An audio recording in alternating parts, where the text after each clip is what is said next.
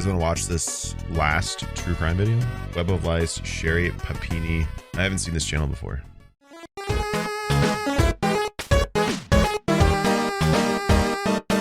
Incredibly long road, but some stuff's come up. This is Sherri, and she is about to have a bad day. Not surprising, given A white she is arrow. sat in the Shasta County Police Station. Today is the bizarre penultimate chapter in a case of kidnap, physical abuse, lies, and a hoax that confused a nation. My name is John, and today we're looking at the Sherri Papini abduction. British jump scare.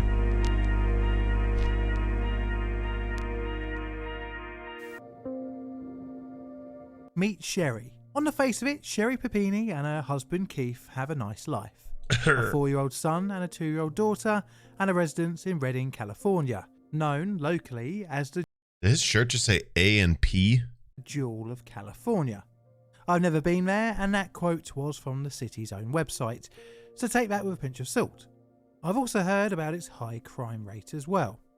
Sherri works as a national retail account executive for AT&T, with Keith working as a home theatre specialist at Best Buy.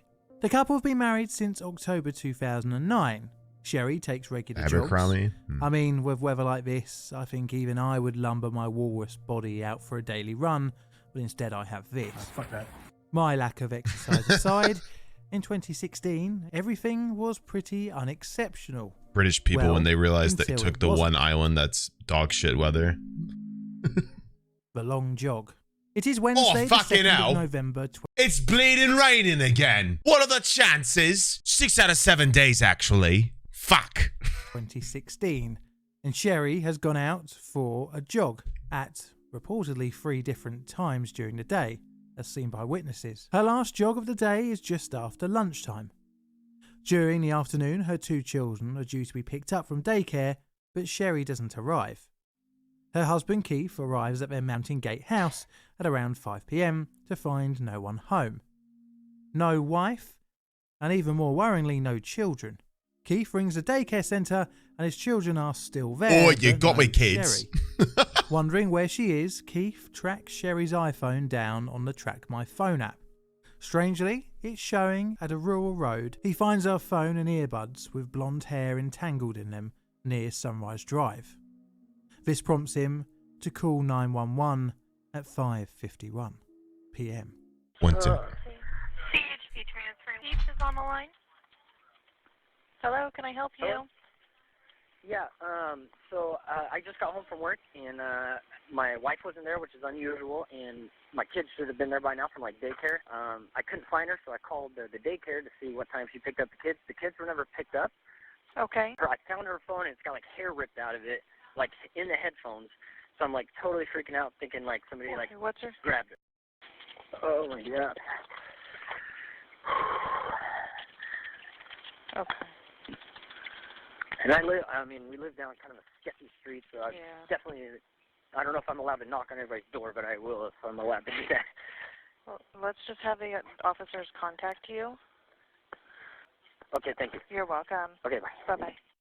With Sherri now reported missing, the Shasta County Sheriff's Office launches an investigation into her disappearance, and the FBI are notified. Bizarrely, not massively far away in Lewiston, California, another woman is reported missing. She hasn't been seen since the 12th of October. Initially, it's looking like maybe the two are linked, but it would prove not to be.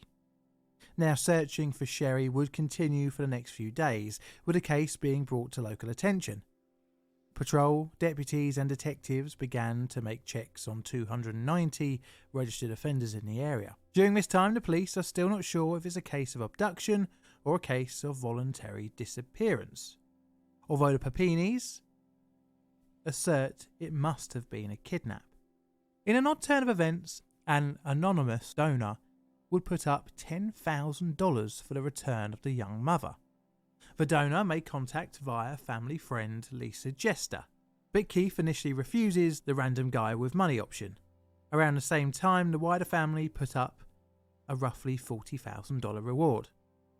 This is what they call a reverse ransom offer, and is propagated amongst the media. Although the search is ongoing, like most cases of mysterious disappearance, the first suspect is the spouse Did I miss anything super important? of the victim. The police interview Keith and give him The a lie 911 detector call? test, which he passes. This, combined with GPS data from his work vehicle, That's irrelevant. discount him from the suspect list. But another suspect has been discovered, and on the 7th of November, 2 police officers are sent to Detroit to interview a man that had been regularly texting with Sherri. But yet again, this man was discounted from the suspect list. On the 10th of November, Awkward. Keith spoke out to the national press, saying that his wife was definitely taken against her will.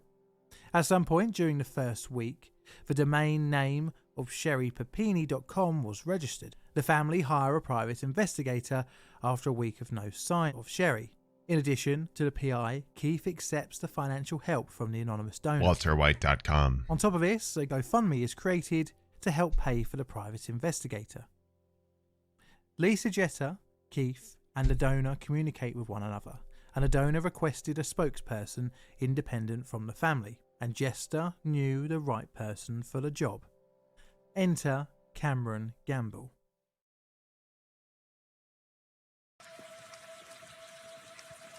An individual who wishes to remain anonymous. Definitely not This Sherri. is Cameron Gamble. He's a self-professed private military contractor. It's 100% hostage her, right? negotiator, and international kidnap and ransom consultant. He was a local and a member of the local church congregation. He offered his services on a pro bono basis, and even better, he had a theory of why she was abducted. The family took him on as the middleman in this ever-increasingly bizarre story. Apparently, Gamble posited Sherri had been taken to be trafficked. This was in contrast to the local sheriff's office, who still claimed that Sherri's disappearance may not actually be a kidnapping at all. On the 17th of November, the Sherri Papini website displayed an undisclosed ransom for Sherri Papini's immediate release, setting a deadline of 5 a.m. on the 23rd of November. This was mirrored on a YouTube video posted by Gamble. It opened with the following statement. My name is Cameron Gamble. It's Game 7. I didn't know the Panthers brought the series back. Consultant. I've been retained by an individual. Guys, I know we're watching something completely unrelated, but the Boston Bruins just got eliminated from the Stanley Cup, and very cool. Who wishes to remain anonymous. An individual who has come forward to offer a cash reward for a ransom for Sherri Papini's safe return to her family. No one comes forward with any information, and by the 20th of November... You know what this means? The best team in hockey this season just got eliminated, and it's also the team that my team beat in 2019 to win the Stanley Cup, and also fuck Boston Bruins. They suck. November, the police have acted on 20 search warrants and have received over 400 tips. 2 days later, Gamble says publicly he believes the purported abductors are still in decision-making mode. Where's the Bruins fan? There's one in here. They always talk whenever the Bruins are playing us. They were probably watching the game.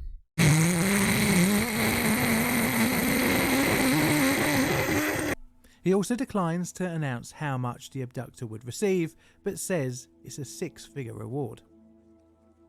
By now, Gamble had received no leads, the police had no leads, and Sherri was still missing, and Gamble's deadline was soon approaching.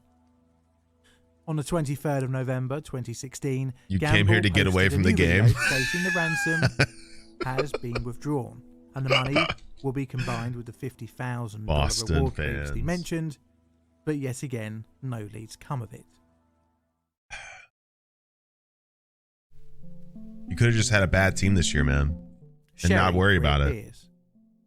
It is 4:30 a.m. on the 24th of November 2016, and a motorist is driving along Interstate 5, Yolo County. Which is around YOLO? 150 miles south of Reading. YOLO They spot a woman County? by the side of the road and stop to assist.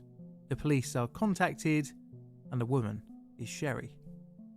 She is beaten, bruised, and bound by restraints and treated. Bro, that is... Anybody know what that is? That is a clamp for a dryer vent. That's the clamp, the fucking aluminum or whatever the fuck pipe to put the lint out of your dryer. at Yolo County That's amazing. Hospital. Keith is contacted and he drives to be reunited with his wife. 6 hours after her rescue, the sheriff's office make the public aware of the new turn the case has taken. I feel like Whilst that's the so much more hospital, intricate than zip photographs ties. of her Yeah. injuries and swabs for DNA analysis were taken. An initial interview by law enforcement took place, but not much came from this apart from that her captors were 2 Hispanic women in a dark SUV. She was sent home after just a few Don't be hours sad. and wouldn't be interviewed for a few more days. On the 29th of November, This woman's Keith a lying Papini bastard. released a written statement wait. to Good Morning America. This told the world that his wife was branded, covered in bruises, and starved down to just 87 pounds. Her blonde hair had been cut short, and she was thrown from a vehicle with a chain around her waist, attached to her wrists, and a bag over her head. The police had found CCTV footage of Sherri approaching a church and running away shortly before her discovery, around the time of her release. A sketch of the apparent suspects was released, but again the police had no solid leads. The same day, Cameron Gamble state that the $50,000 from the mystery donor had been given back. Lead investigator Bosenko announces that Sherri's phone and headphones, which were discovered on the evening of the 2nd, were found neatly placed on the ground. Loads of Convenient. news interviews with Keith Gamble and the police go on all the way through December, but Keith Sherri Gamble. doesn't appear on screen. Although the police don't have any leads to the 2 Hispanic women, they start to dive into Sherri's past. Are they Rather in the room bizarrely, with though, us right now, the Sherri? DNA tests come back with 2 results. One from female DNA, as you would expect, but the other is from a male. You see, Sherri has some experience with dealing with 911 calls and making police reports, which would become public knowledge after a story broke by the Sacramento Bee came out in April 2017. Call records found by the news outlet Keith. revealed that Sherri, in 2003, had allegedly been harming herself and blaming her mother for the injuries. The case would go quiet, at least in the public eye, as the police dig into the case. And a year later, they would release some arguably damning evidence. Remember that CCTV footage discovered at a nearby church? It showed a woman running in one direction and then back in the opposite direction, oddly towards the same direction her captors had apparently released her. The police were starting to find cracks in Sherri's story, and the vital DNA evidence would get a family match, with an offender found in a databank and the male DNA found on Sherri. It wasn't a direct match, however, instead linking this offender as a potential relative to the mystery male DNA, which after a little bit of digging came back to a James Reyes, also known Jesus as an ex-boyfriend Christ. of Sherri Papini. Good lord. This was confirmed when the FBI took a sample from a drinks bottle out of Reyes' bin, and it matched that of the DNA found on Sherri's sweatpants. Boom, they had a suspect, but it wasn't 2 Hispanic women, instead an ex-boyfriend. And when being interviewed, The DNA on her sweatpants? Reyes would spill the beans in August 2020. He would state that Sherri had been with him the whole time. Reyes had met Sherri on the 2nd of November in her hometown in a rental car. The 2 drove to Reyes' residence in Costa Mesa. Neighbours of Reyes confirmed seeing Sherri, and from the statements, it hinted that she was there willingly. Reyes would pass a polygraph test, and when asked why did the hoax end, the ex-boyfriend stated that Sherri was missing her children, and the excuse that Sherri had given Reyes for the whole reason for her disappearance was that she was trying to escape her abusive husband Keith. So I should say that the Papinis did rather well out at the kidnapping. The couple pocketed the GoFundMe, which had roughly $49,000 in it. Both Keith and Sherri used the money for personal use, as well as paying off a few pesky credit cards. All the way back on November the 28th, 2016, Papini had applied to the California Victim Compensation Board for assistance. The Cal VCB provides financial assistance to victims of violent crimes. In all, she would claim more than $30,000 for therapist trips, medical trips, and for the emotional distress. The Reyes interview and the large amount of money pocketed by the Papinis meant that this was more than enough to bring Sherri in to talk to her once again with the police. And this brings us back to the beginning of this video. It is the 13th of August 2020, and Sherri and White arrow. husband Keith are brought in to talk Double to white federal arrow. agents. And Keith is going to get a very big shock. Bear in mind that she'll be warned that it was a crime to lie to federal agents. Let's just have a look at her interview. Your presence here is voluntary. Yeah. You can go at any time, and all we want is truthful statements because it's a crime to lie to federal officers. Oh, yeah. Oh, that's good. Understood? Yeah. Sorry, forget about that part. So, Although things have started cordially, in an attempt to keep Sherri at ease, the investigators begin to show her photos of inside James Reyes's property. so the table, the picture's a little grained out. So, To me, I see a table there that somewhat looks like something you described to me in the past. And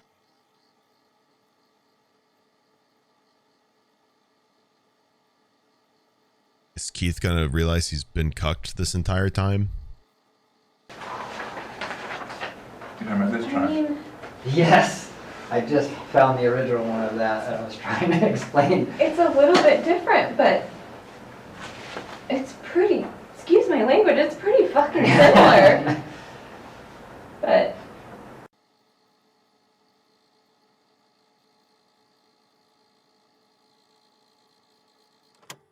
Is that the first thing that you Yeah. found in the magazine? oh, come on, guys. We were talking about the That's order. on there or We were talking something. about the order.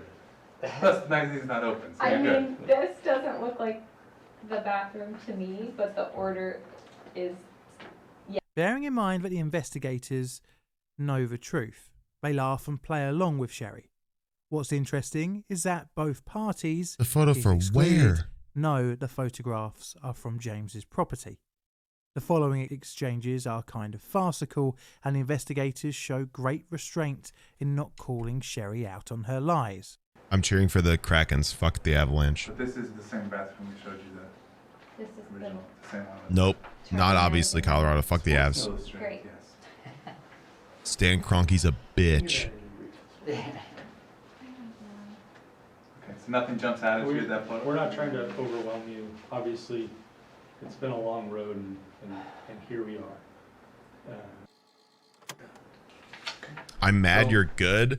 I'm mad one of your star players injured our goalie in the middle of our series against you last year, and you conveniently beat us afterwards. And I'm a little mad that the owner of your team owned our football team and left to go to California, stating that St. Louis was a shitty sports team city. Yet we just got a soccer team that sells out their stadium almost every single game. Yeah, he sucks. We're showing you all of this. And you guys conveniently won the Stanley Cup that same year, by the way. After we just happened to have a freak accident with our star goalie and one of your guys. It's crazy. Sorry. So happy for you guys. It was so hard. We found the house. We found So well deserved. We talked to who was involved. We talked to family who knows that you were there, and talked to a couple people talked to one guy who did see you. Anyway, back to crime. During this event. Unfortunately, there's a lot of truths. There's a lot of things that were said that we have always confirmed. That we've always said to a specific person, but not a female. It led us to the car that picked you up, but not an SUV. We had to watch this husband realize. Oh. Sherri is confronted with the fact that the photos are from James's property, and the male DNA found on her is from James. Your The DNA that was on you belongs to James Reyes. The picture, and can I get the picture? The picture of the table. is She's looking James at Reyes' Keith. little brother who died recently. We talked to him. He's been on a polygraph. We talked to everybody around him. We have the rental agreements, phone rental, the car rental agreements. We have everything that says that he said he told the truth. That's James' brother, deceased Nick. So everything, you've told us so many truths in this situation. The reason why you can describe the room is because you stayed in the room in the dark for hours, for days on end. The reason why you lost so much weight is because you stopped eating. The reason why you got a rash on your arm is because you cleaned his house. The reason why the brand is because he went to the store, bought the branding tools, and branded you. The reason why your nose was broke is because of a hockey stick. I know all of those things, and I know there was no sex. I know all of that because he passed a polygraph test that said it's not an abduction. She asked me to come get her. No. I rented a car. No. I drove up and picked her up. He passed the polygraph test, Sherri. If that's not what happened, what did happen, Sherri? I don't know. No, there's no way. It's James. There's no way. There's no The way. DNA doesn't lie. His DNA is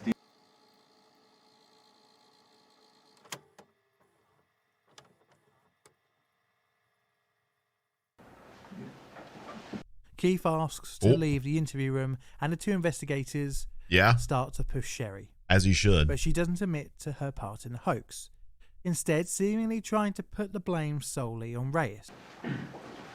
the fears of how out of control everything got.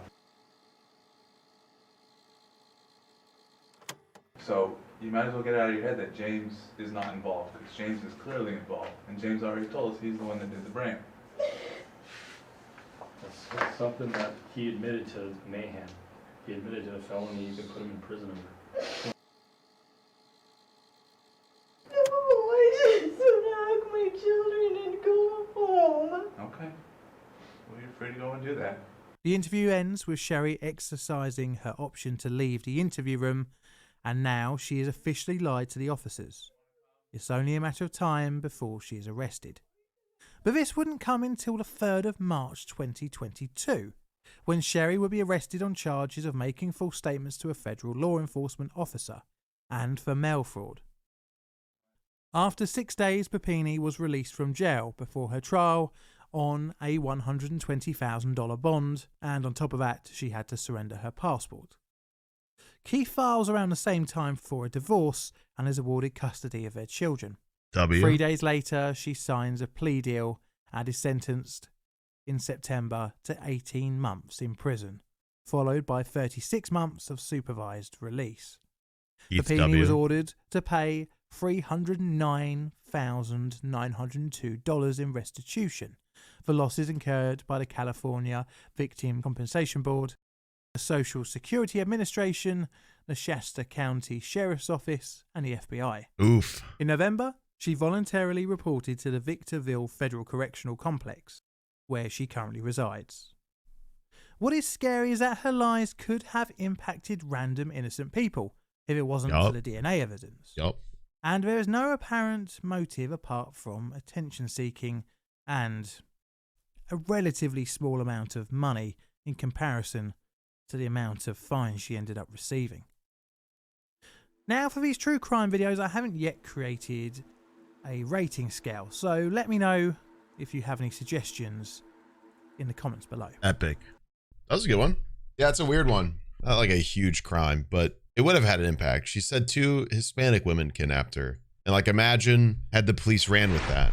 The amount of people that would have gotten picked up and talked to by the police for nothing more than looking the way they look because some asshole decided they wanted to try to get away with a scam is crazy.